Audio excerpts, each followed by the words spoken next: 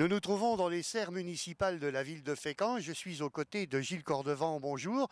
Bonjour. Vous êtes l'adjoint au maire d'une part, mais vous êtes également l'adjoint à l'urbanisme, au service technique et à l'embellissement et au cadre de vie. C'est l'embellissement de la ville. Nous sommes dans un endroit relativement bucolique, c'est le moins qu'on puisse dire, puisqu'ici nous sommes sur 10 000 mètres carrés où se trouvent les fameuses serres municipales. Alors, c'est un budget quand même relativement conséquent annuellement. Oui, enfin c'est 30 000 € pour le fonctionnement global des serres municipales qui sert au fleurissement de toute la ville pendant toute l'année, puisqu'on a plusieurs fleurissements au cours de l'année. En moyenne, vous en faites 2 par an, c'est-à-dire en hiver et pour l'été. L'hiver, l'été et parfois on a même un petit résiduel l'automne. À couvrir, ça représente 2000 mètres carrés, si j'ai bien compris. Tout à fait. Et puis notre caractéristique ici à Fécamp, c'est que nous produisons tout l'ensemble de notre fleurissement. Tout est produit ici. On n'a pas d'acquisition de fleurs à l'extérieur. Tout est produit par les agents municipaux ici, à l'intérieur de ces serres municipales. Alors ça, c'est l'œuvre de M. Dupuis et de Damien Guélec, de toute façon. Toute son équipe, oui, qui produisent, qui sont chargés, eux, de la production. Et ensuite, il y a les équipes qui mettent en œuvre tout ce fleurissement en ville, avec l'assistance aussi des gens des serres, bien sûr, puisqu'ils sont aussi sur le terrain quand il faut mettre en place les fleurs qu'ils ont produites.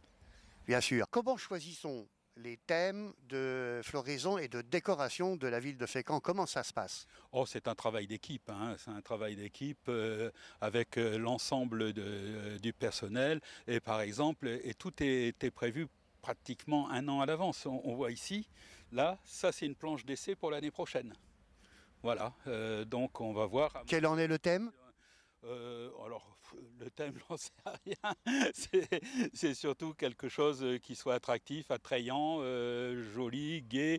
Voilà, je ne sais pas si on veut parler de thème, mais on a envie que ça soit beau.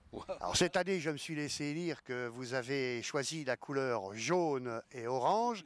Ça représente finalement les couleurs des ducs de Normandie. Ah, tout à fait, oui, tout à fait. Alors là, pour la planche d'essai, je ne sais pas de quel thème on va pouvoir rapprocher ça. Mais bon, voilà, c'est un essai. Alors, du fait qu'on a le bonheur de recevoir à nouveau le passage du Tour de France cycliste, est-ce qu'au moment du passage des coureurs ou quelques jours avant, il va y avoir un fleurissement particulier pour le maillot à pois, pour le maillot grimpeur, pour le maillot jaune? Non, on n'a pas prévu ce genre de choses. On n'a pas prévu ce genre de choses. C'est le fleurissement qui a été prévu l'an passé, où on n'avait encore aucune certitude quant au Tour de France. Bon, c'est vrai qu'avant le passage du Tour, il y aura une inspection générale pour s'assurer que tous les massifs sont au top. Je me trouve actuellement avec l'équipe technique qui est dirigée par le chef de service Xavier Dupuis. Xavier, bonjour.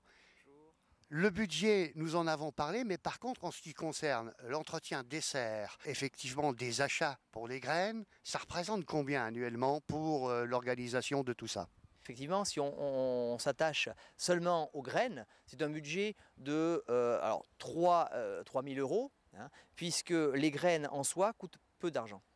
Hein, les graines coûtent peu d'argent, c'est derrière la main-d'œuvre qu'il va falloir mettre en place pour pouvoir les produire, faire grandir ces petites plantes pour arriver à une plante finie, qui bien sûr dans le commerce serait beaucoup plus cher à acheter.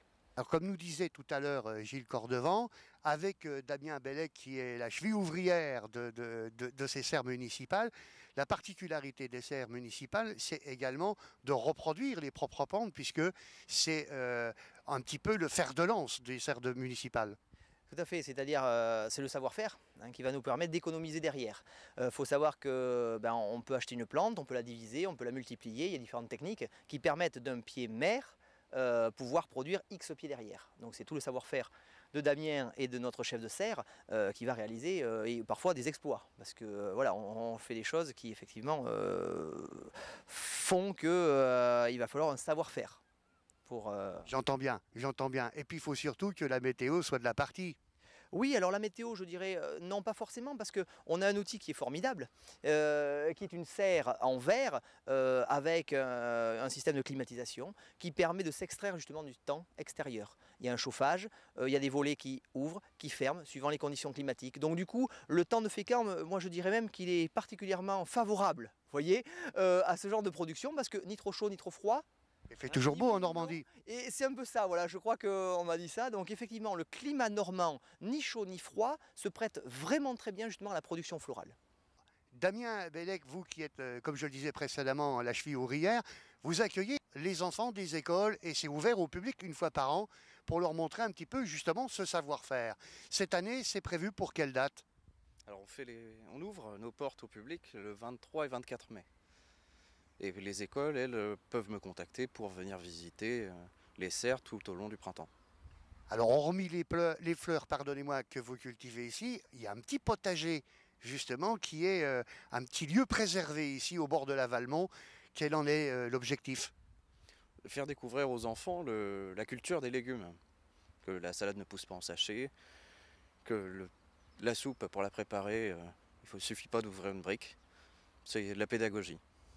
Très bien. Vous me disiez tout à l'heure, Xavier, que dans l'histoire ancienne de Fécamp, on amenait des plantes exotiques et vous en avez quelques-unes ici en serre et notamment les bananiers qui se trouvent derrière nous. Est-ce qu'ils ont une histoire particulière, ces bananiers? Oui, ben comme on échangeait tout à l'heure, effectivement, ça s'est un peu perdu dans les 30 dernières années, les plantes exotiques, on n'en parlait pas forcément. Il faut savoir que dans les gravures, notamment au palais de la Bénédictine, on peut retrouver différentes plantes exotiques. Donc voilà, c'est déjà un point de départ. Et depuis une dizaine d'années, hein, dans les massifs floraux, on a réintroduit, par rapport au fait de la mode, hein, des éléments donc exotiques. Peut-être le soleil, etc. Bon, voilà. Donc on a parlé de bananier, on a parlé de palmier, et donc on a réintroduit ce genre d'essence et qui font penser sûrement aux gens et au public à s'évader et à attirer le soleil. Donc du coup, on les a réintroduites. Elles ont une culture particulière parce que la difficulté, c'est l'hivernage de ces plantes. Elles supportent mal le climat normand. Hein, si on les met, effectivement, si elles passent l'hiver dehors, on aura peu de chances de les revoir au printemps prochain. Donc c'est pourquoi on doit avoir des structures, notamment comme derrière moi, des serres hors gel, on appelle ça, pour pouvoir conserver ces gros sujets qui seront ressortis le printemps suivant pour forcir et pour être réimplantés dans les massifs. Entendu. Hormis les quelques petits vols que l'on peut constater, bien qu'on sache maintenant que dans les massifs municipaux, ça s'est relativement adouci, si je puis dire, ce qui veut dire que les Fécampois ont beaucoup de respect pour les massifs que vous créez, et c'est normal puisque ça embellit quand même la vie. Est-ce que vous avez des projets d'extension de surface? Alors aujourd'hui, il faut savoir qu'on est 3 fleurs. C'est une extinction qui est quand même assez intéressante parce qu'il faut savoir que sur l'échelle des distinctions de fleurs, la 3e c'est juste avant la dernière, c'est la 4e fleur, mais c'est un jury national avec des contraintes extrêmement complexes en termes de voirie, en termes de mobilier urbain. Donc il y a de gros investissements à produire pour pouvoir être présenté à 4 fleurs. Il faut savoir que le jury nous avait fait une remarque particulière, c'était qu'il nous classait comme niveau 4 fleurs quand même, en termes de production florale. Donc c'était une extinction honorifique et on a été d'ailleurs très contents. On pourrait dire que la ville de Fécamp, dont on dit que c'est une ville d'art et d'histoire, pourrait être aussi une ville fleurie. Je le crois bien évidemment. Et d'ailleurs les agents s'y attachent et je crois que les retours que la population nous fait est quand même assez favorable dans ce sujet-là. Et pour juste faire une aparté sur les vols, effectivement il y a eu des années où effectivement il y avait pas mal de vols et ça tend à se restreindre quand même. Le vol se restreint. Par contre, il y a un point au niveau de la citoyenneté à travailler, c'est notamment lors de manifestations, de grandes manifestations. On parlait tout à l'heure du Tour de France. J'avoue, ce n'est pas le Tour de France qui me fait peur, bien évidemment, mais c'est par rapport à ces événements où il y a de la population qui se regroupe et les gens, phénomène de masse, hein, bien évidemment, font peu attention au massif, notamment à la Mature, où là, on va réfléchir. On est en juillet, début du fleurissement. Regroupement massif de gens autour de la Mature. Les gens veulent, vous savez, toujours aller au plus près pour attraper le maillot, la casquette. Et du coup, par là, ils piétinent les massifs. Pour dire que des massifs qui seraient piétinés en début juillet ne peuvent plus être plantés derrière. Pourquoi? Parce que la plante, elle ne pourra pas regrandir et reprendre racine derrière. Donc ça veut dire que on obère vraiment derrière la saison et la beauté du fleurissement. Donc c'est voilà, un appel un peu à la citoyenneté pour vraiment prendre conscience à la population qu'il faut respecter les massifs, éviter les piétiner, parce que derrière la plante ne repousse pas. Au contraire de 2009 où malheureusement vous avez connu le mildiou qui vous avait mis tout un plan à l'abandon, la saison nouvelle s'annonce bien d'après vous? Alors, je dirais sous de bons auspices. Pourquoi? Parce qu'on démarre avec une chaleur qui démarre bien, fort, peu de pluie pour l'instant. Il faut savoir que c'est un début de saison.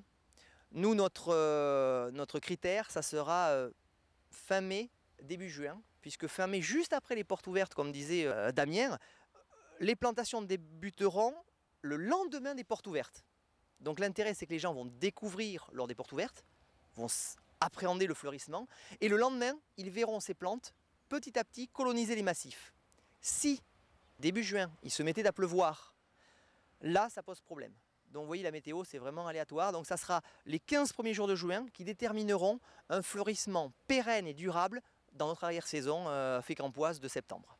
On va surveiller nos grenouilles. Messieurs, je vous remercie beaucoup de votre collaboration et puis bon vent. Merci à vous.